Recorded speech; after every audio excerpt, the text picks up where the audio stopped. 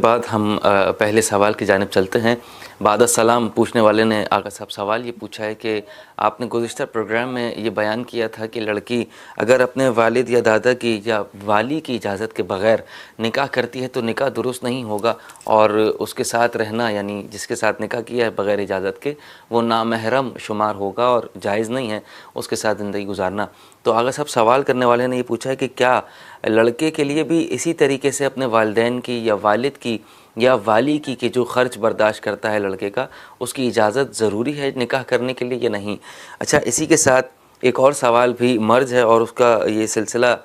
سوال کا دوسرا سلسلہ یہ ہے کہ آقا یہ بھی بتائیں کہ کیا ہم اہل تشیع سے جو تعلق رکھتے ہیں، کیا ہم اپنے بچوں کی شادیاں ان کی مرضی سے یعنی ان کی رضامندی کے لیے یا اپنی خوشی سے اہل سنت برادران کے بچوں کے ساتھ کر سکتے ہیں یا نہیں؟ اس میں کوئی حرج تو نہیں ہے، شریعت کی کوئی ممانعت تو نہیں ہے؟ ان دونوں حوالوں سے وضاحت فرمائیے گا۔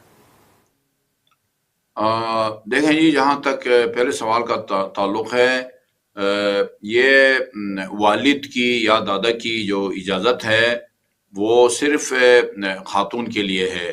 یعنی ایک کنواری لڑکی جو ہے وہ باپ دادا کے بغیر کسی سے وہ شادی نہیں کر سکتی، لیکن لڑکے کے اوپر یہ حکم لاگو نہیں ہوتا۔ لڑکا خود مختار ہے، وہ یعنی دادا یا دادی کی اجازت کے بغیر کہیں نکاح کرے گا تو وہ صحیح ہے۔ البتہ اخلاقی طور پر اس کو اپنے والدین کو، بہن بھائیوں کو، جیسے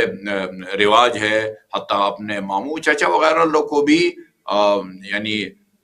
بیٹے کی شادی کے موقع پر بھی، بیٹی کی شادی کے موقع پر رشتے کے سلسلے میں مشورہ لیا جاتا ہے، تو خصوصاً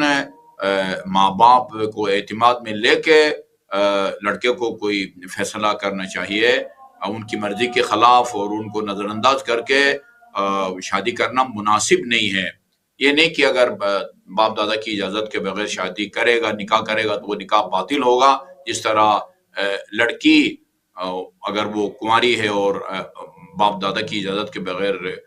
وہ نکاح کرے تو وہ باطل ہوتا ہے۔ نہیں، اس میں لڑکے کا حکم لڑکی کے حکم سے مختلف ہے۔ جی جی آقا صاحب، دوسرا حصہ جو اسی سوال کا تھا وہ اہل سنت برادران میں اپنے بچوں کی شادی کرنا، اس کے حوالے سے وضاحت فرمائیے گا۔ جی، یہ بھی ہم پہلے بیان کر چکے ہیں جی کہ اہل سنت، اگر کوئی اہل سنت کہلاتا ہے لیکن خدا نخواستہ اگر وہ اہل بیت سے دشمنی رکھتا ہے تو جو اہل بیت سے دشمنی رکھتا ہے اس پر مسلمان والے احکام لاگو نہیں ہوتے۔ دشمن اہل بیت کے ساتھ نکاح نہیں ہو سکتا، لیکن اگر وہ اہل بیت سے دشمنی نہیں رکھتا، صرف وہ اہل سنت ہے، بے ایمانہ کی وہ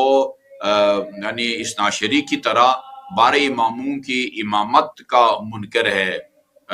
بارہ اماموں کی امامت کا منکر ہے۔ بارہ اماموں کے امام ماننے کا مطلب یہ ہے کہ یعنی خدا کی طرف سے جو ہے نا وہ یہ مقرر ہیں رسول خدا کے بعد،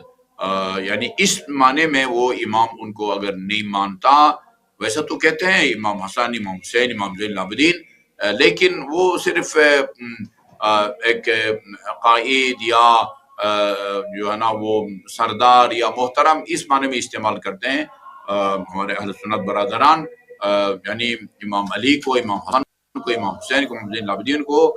اس معنی میں امام نہیں مانتے جو اس معنی میں ہم اثنا عشری مانتے ہیں، تو وہ مسلمان ہیں، ان کے ساتھ نکاح ہو سکتا ہے۔ البتہ یہ فقہا نے فرمایا ہے کہ اگر وہ لڑکی کی شادی ہو، لڑکی کے اس کا خطرہ ہے، اس کا جو ہے نا وہ اس پر جو ہے نا وہ اس کو مجبور کیا جاتا ہے کہ وہ اپنے مسلک کو، مکتب کو چھوڑے، تو ایسی صورت میں جو ہے نا وہ نہیں کرنا چاہیے، ایک ناجائز عمل ہوگا اگر وہ اس کے جو ہے نا وہ اپنے عقیدے سے دستبردار ہونے کا جو ہے نا وہ باعث بنے۔ ویسے نکاح صحیح ہوگا، لیکن یہ ہے کہ چونکہ یعنی بہت کم ایسا ہوتا ہے کہ ایک شیعہ لڑکی اہل سنت گھرانے میں جائے اور اس کو مکمل طور پر مذہبی جو ہے نا وہ آزادی ہو، اس وہاں جا کے اس کو جو ہے نا وہ مشکلات کا سامنا کرنا پڑتا ہے، بہت سارے مسائل میں، ایام اعظام میں، صحیح جگہ پر نماز پڑھنے میں، خود اگر اس کے وہ سسرال والے اس کے ساس سسر میاں نہ بھی کریں تو اس کے سسرال کے بہت سارے رشتہ داروں سے بھی اس کو بڑے تانے وغیرہ سننے پڑتے ہیں. تو اس لیے کہا گیا ہے کہ مکروہ ہے کہ جو ہے نا وہ غیر اثناشری